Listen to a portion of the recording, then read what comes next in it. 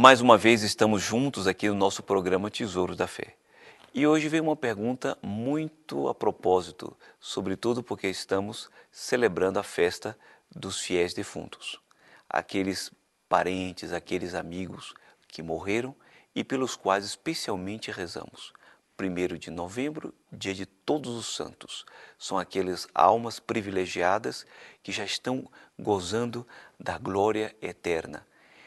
Aqueles que cujos nomes não conhecemos, mas está no céu, santo é, porque é bem-aventurado, ou seja, santo, é aquele que goza da visão beatífica no convívio eterno com Deus nosso Senhor.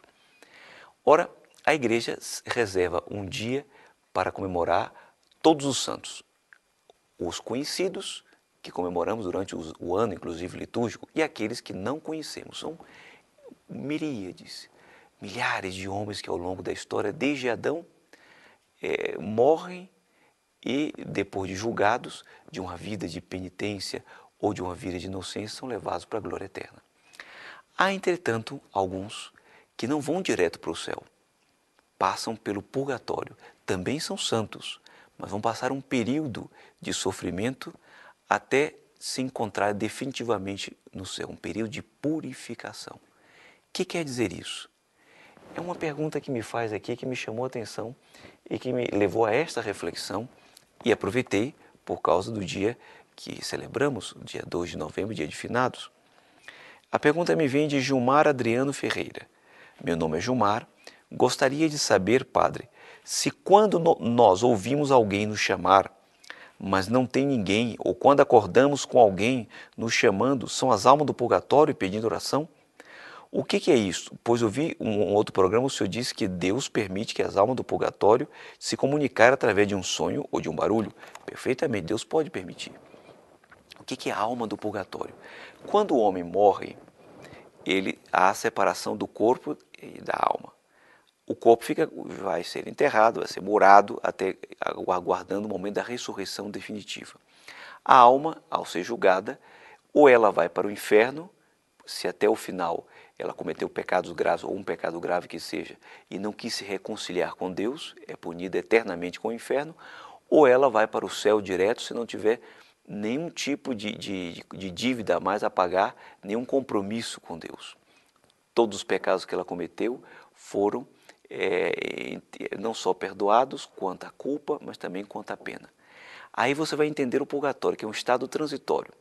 O purgatório tem ligação justamente com o pecado. Quando alguém comete um pecado, e essa doutrina está mais explicada para o Concílio de Trento e também no Concílio de Florença, quando alguém comete um pecado, tem a culpa do pecado cometido. Além da culpa, tem a pena. A pena pode ser eterna ou temporal, conforme o tipo de pecado. Você entende melhor isso assim. Imagine alguém que ofende um outro, alguém que rouba um objeto de um amigo ou de outra pessoa qualquer. Ela vai e pede perdão.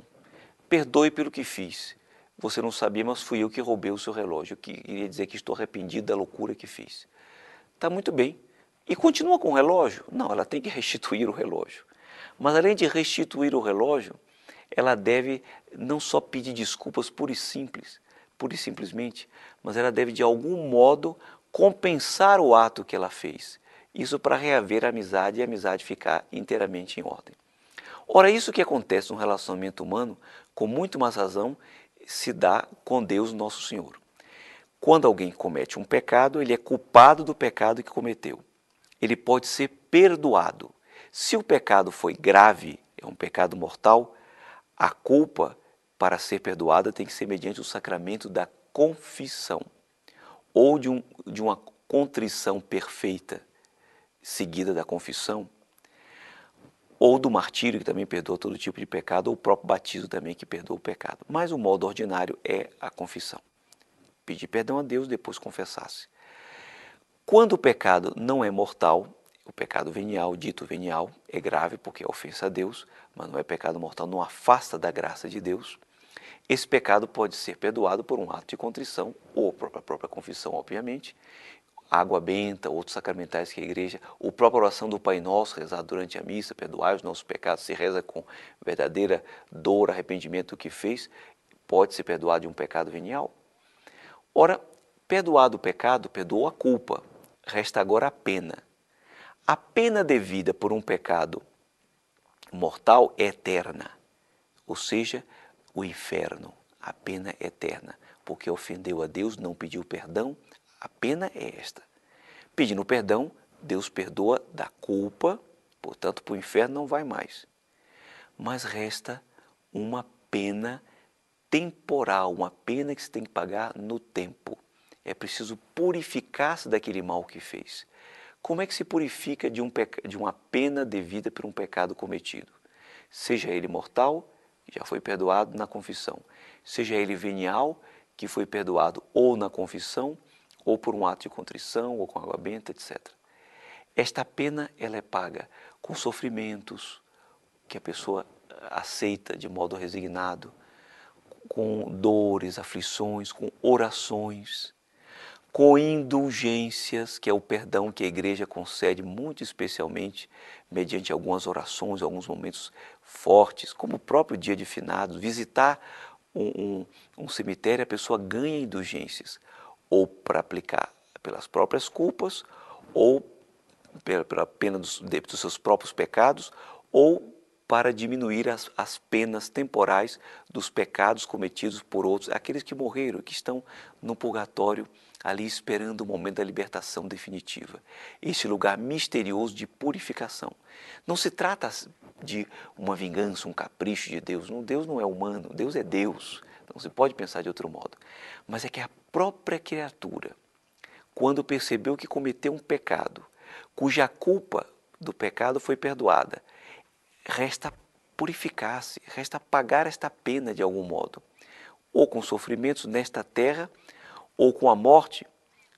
No momento do juízo, a própria pessoa, a criatura humana, a alma, que ali não é mais a pessoa, mas a alma, no momento de se encontrar com Deus, ela quer estar inteiramente purificada. Ela deseja passar por aquele sofrimento, para purificada completamente possa comparecer diante de Deus no céu. Conta-se que Santa Teresa de Ávila, por uma mística que teve essa visão, ela uma vez entrou na igreja, a grande Santa Teresa, cheia de virtudes e de méritos. Fez uma genuflexão mal feita, ajoelhou-se diante do sacrário, mas não estava bem feita. Dela Deus podia exigir tudo. Santa Teresa de Ávila teve que, depois da morte, passar pelo purgatório, fazer uma genuflexão no purgatório, portanto ali com um fogo que queima, mas não destrói. É o mesmo fogo, diz alguns teólogos, o mesmo fogo do inferno, com a diferença de que ali a pessoa tem esperança de ir para o céu. Ela passou por aquele grande sofrimento, para depois comparecer diante de Deus. Muito dificilmente uma pessoa passa desta vida para a eternidade feliz, no convívio com os santos, sem ter passado pelo purgatório. O martírio libera desse estado, mas provavelmente temos que passar por lá para nos purificarmos. E podemos diminuir esse tempo misterioso de purgatório com boas obras aqui nesta vida, orações, sofrimentos que a gente aceita com resignação, ou com orações. Mas quando se está no purgatório, note bem, Gilmar, não se pode rezar por si mesmo, porque ali já está julgado e depende da oração dos que estão em vida e que vão rezar por ela. Por isso é que pode acontecer de uma alma, por permissão de Deus especial, aparecer em sonhos a alguém pedindo oração. E se deve rezar por essa pessoa. E ainda que ela não apareça, nem peça para que apareça sobre tudo isso, você deve rezar pelas almas do purgatório. E o dia bom é hoje, 2 de novembro, rezar especialmente pelas almas que estão no purgatório. Dia dos fiéis defuntos, para que eles, recebendo as nossas orações, sobretudo a intenção da Santa Missa, aquilo vem como um orvalho suave e agradável para aqueles que estão esperando a libertação definitiva daquele estado. E assim, saindo do purgatório, possam comparecer diante de Deus na eternidade. Você vai encontrar citação sobre o purgatório na Sagrada Escritura, não explicitamente, mas se percebe ali a fé no purgatório já nascendo no coração dos homens, no livro dos Macabeus, quando ele vai oferecer sacrifício pelos defuntos, mas sobretudo quem normatizou Quem explicitou isto melhor na igreja foi o Concílio de Florença e o Concílio de Trento. Portanto, o purgatório existe e para lá vão as almas que têm que pagar ainda aquela pena temporal devida pelos pecados cometidos. Peçamos então a Deus Nosso Senhor pelas almas do purgatório. Visitemos pelo menos um cemitério, rezemos pelas almas dos nossos falecidos, parentes, conhecidos, e que essas indulgências que a igreja concede neste dia possam aliviar o sofrimento dessas almas no purgatório, porque hoje eles podem não rezar, poder rezar por nós, podem rezar por nós, não podem rezar por si mesmos. Mas se libertas do purgatório pelas nossas orações, no céu terão um poder ainda maior junto do trono de Deus para rezar por nós. E quando nós lá no purgatório estivermos, alguém reze por nós e tenha pena de nós. E sobretudo aqueles que nós tiramos do purgatório com as nossas orações. Por isso é um grande negócio rezar pelas almas do purgatório.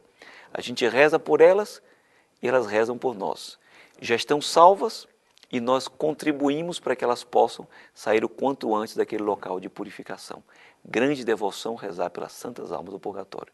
E que elas, alcance de Deus Nosso Senhor, que nós o quanto antes possamos purificar dos nossos pecados já nesta vida, para não termos que passar por esses tormentos, nesse lugar tremendo que é o purgatório, mas feliz de algum modo, porque já é salvação garantida, é só um período que lá vai se passar para se alcançar o céu. Que a bênção de Deus Todo-Poderoso, Pai, Filho e Espírito Santo, desça sobre todos vocês e permaneça para sempre. E até o próximo programa, se Deus quiser.